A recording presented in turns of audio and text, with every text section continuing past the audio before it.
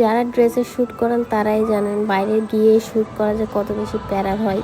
বিশেষ করে বাইরে গিয়ে মানে একটা ড্রেসের শ্যুট করতে গেলে আরেকটা ড্রেস শ্যুট করতে পারাই যায় না, কারণ হচ্ছে চেঞ্জিংয়ের একটা ব্যাপার থাকে। তো যাই হোক, ওই দিন ছিল আমি একটা ড্রেসের শ্যুট করতে গেছিলাম আমাদের পাশেই।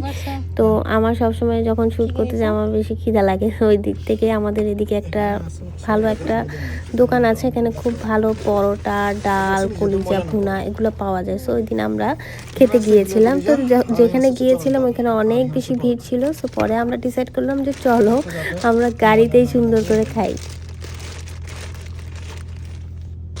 পোর্টেবল রেস্টুরেন্ট, পানি আছে এখানে।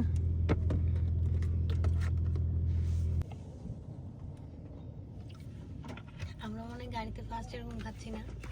গাড়ি গেছে কয় বছর, 2 বছর হয়ে গেছে না। গরম গরম পরোটা। আসলে সবসময় সামনে বসে খাই কেন, এখানে বসে তো কমফোর্টেবলি খাওয়া যায়।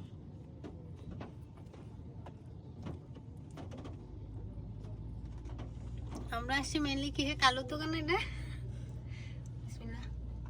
না, বুড়ির দোকান। বুড়ির দোকান। আচ্ছা, চারটা কালোর দোকান।